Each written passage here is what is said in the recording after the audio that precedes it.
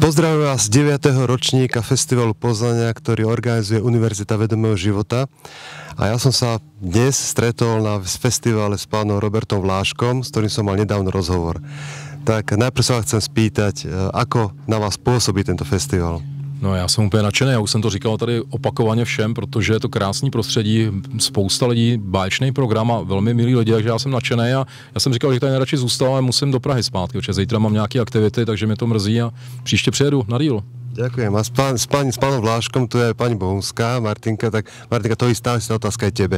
Ako na teba pôsobí festival? Ahoj, ja som veľmi spokojná, už som tu druhýkrát a som veľmi prekvapená, koľko ľudí je tu tento rok, že sme nemali kde zaparkovať, takže naozaj robíte dobrú prácu a vidno to aj podľa tej účasti a my tu určite ešte zostaneme na nejaké prednášky. Ďakujem. Ja som mal s pánom Vláškom nedávno rozhovor v štúdiu, kde sme preberali teda rôzne témy a bohužiaľ musím povedať, že sme mali hodinku a tá hodinka bola ale málo. Ja by som chcel, pán Vlášek, že skúste pre našich poslucháčov, pre našich divákov povedať pár slov, aby ste ich navnadili na to ten rozhovor si pozrieť.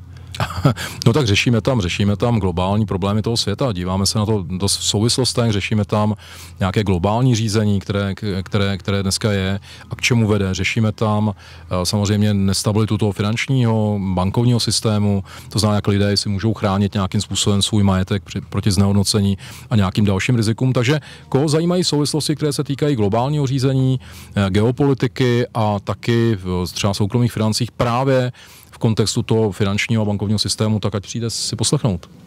Ďakujem. Zlato nám do poslednej dobe kolíše. A kolíše skôr smerom hore. Takže nie kolíše, ale stúpa. Pani Bohunská, Martinka, povedz nám niečo teda o nejakých prognózach, ktoré ty si teraz nedávno preposiala mne. Áno, ja som ti preposielala prognózu JP Morgan, ktorá odhaduje, že do konca roka 2024 bude cena zlata $2600 za uncu. A ešte predtým som ti preposielala tie optimistické prognózy, kde cena zlata do konca roka 2030 má byť $3 až $5000 za uncu. A zatiaľ všetky vlastne predpoklady boli naplnené, ktoré boli predtým predpovedané a vlastne vidíme, ako to zlato naozaj rastie a dokonca prekonalo tie predchádzajúce nejaké analýzy a predpovede. Ty si mi troška ukradla otázku, ale ja aj tak položím pánovi Vláškovi, lebo možno to bude dobre zopakovať, že z vašej histórie, neviem, koľko to povedzte, koľko s tým pracujete s zlatom, že vlastne koľkokrát sa stalo, že prognóza o zlate, o jeho stúpaní nebola presná. No tak já se zlatem zabývám, nebo finančnictvím, ale i zlatem nějakých 25 let, takže pro mě to zajímavé se dívat zpátky do té historie. A přesně jak tady říkala Martina, tak vlastně to zlato trvale rostoucí sinusoida, že nám stále vlastně jako kdyby roste. A já si pamatuju třeba tu dobu v roce 2008, kdy stálo $850 za unci, pak stálo 1200 a ty lidi říkali, není už to drahé, a dneska stojí 2450. Já jsem říkal, ano, to zlato je trvale rostoucí sinusoida, ono nám stále jako kdyby roste. Takže já, když se podívám zpátky, řada prognóz byla spíše překonána pozitivně z hlediska toho zlata, ale není to žádné tajemství, není to žádná velká věda, protože to zlato reaguje na stav toho světa, na to, jestli je pozitivní nebo negativní vývoj. No a my, když se podíváme, tak zatím naše myšlenky a vaše myšlenky ještě nepřevážily, aby mohli trošku opravit ten svět úplně, takže ten svět je hodně porouchaný teď. Takže samozřejmě to zlato na to reaguje tím růstem. A ja by sa chcel spýtať vlastne Martinky a pani Bohunskej, a zabudol som teraz otázku. Aha, viem, že vlastne pán Vlášek použil slovo zlato stúpa. Máme poslucháčov, ktorí nie úplne presne sa v tom vyznajú, alebo ktorí nepoznajú tú ekonomiku toho zlata. Povedz nám, čo vlastne znamená stúpanie zlata. No to nám povedz ty, lebo ty mi vždycky takéto argumenty píšeš k mojim komentárom, tak ty to povieš najlepšie, nech sa páči. Ja som tu dopytujúci, musím sa tváriť, že neviem, pri našich divákoch, tak je teda pán Vlášek. Čo to teda znamená v realite, že zlato na cene stúpa, alebo že stojí čím ďalej tým viac dolárov, či je to stúpanie zlata, alebo niečo iné? Je to niečo iné spíš, jo? Nebo sú tam dva faktory, ale to hlavní, kam vy míříte, já vím, tuším, nebo vím, kam míříte, je to, že zlato ani tak neroste, že zlato si zachovává stále svoji hodnotu a všechno ostatní proti němu klesá. To znamená, čím dál tím víc je těch derivátů, z derivátů, úroků, z úroků, peněz vyrobených z ničeho, tak vlastně ty se znehodnocují a ta cena zlata zůstává. Takže všechno oproti němu se znehodnocuje a tím pádem opticky nám to zlato jako kdyby roste. Tak dalo by sa povedať, že zlato je rovnaké, len nám to potrebuje čím ďalej tým viac dolárov, áno? Je to tak, plus teda to zlato ještě i mírně roste, že není pořád rovnaké. rovnaké a roste proto, protože ho těžíme s čím dál tím větší hloubky. Tak se nám tam trošku promítají i ty těžební náklady. Ale principu je to, jak říkáte, plus k tomu ještě ty větší náklady na těžbu. Ja som tam čítal, že to je asi 7% za posledných 100 rokov, ak si dobre pamätám. Dobre som trafil? Může být, ano. Ja sa pýtam ešte takto. Poznáme z periodické tabulky, poznáme viac drahých kovov. Platina, striebro, zlato. Prečo zlato? Tak je to do jisté míry to historická věc, to zlato je velmi vzácné, je velmi dobře využitelné v různých odvětvích lidské činnosti, průmyslové a tak dále.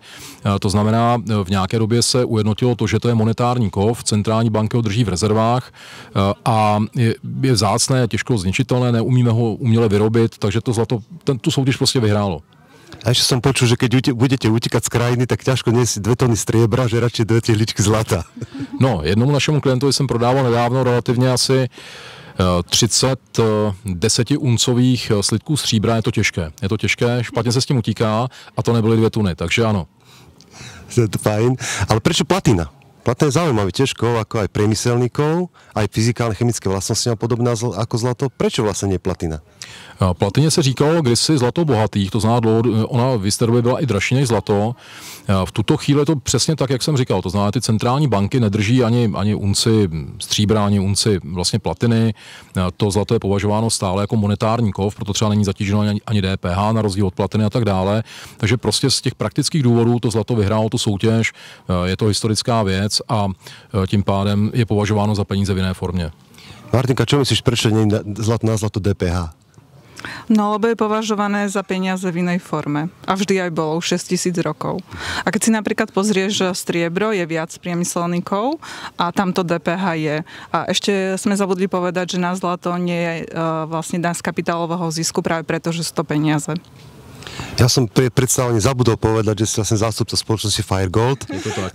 Povedzte tam pár slov o spoločnosti Firegold. Tak hlavní zástupce tady v místě, tady Martina, ona určitě taky něco poví a za mě, za celou firmu můžu říct, že my dneska fungujeme v 17 zemích Evropy.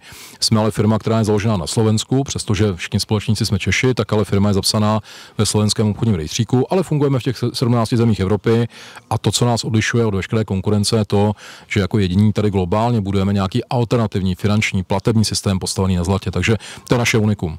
Môžem povedať pre divákov, že je to v podstate bankový účet krytý zlatom? Je to přesně tak. Ďakujem. Martinka, teba sa ešte spýtam, na akú prednášku sa chystáš ísť na Festival Poznania? Na tú tvoju. Samozrejme. Spraví provokáciu, povedz, ak sa volá. O právach detí. A to aj v prenatálnom veku. Ďakujem veľmi pekne za rozhovor. Pani Bohunská, pán Vlášek, prajem vám krásny deň a ešte si užite festival. Ďakujem, dovidenia. Ďakujem, dovidenia.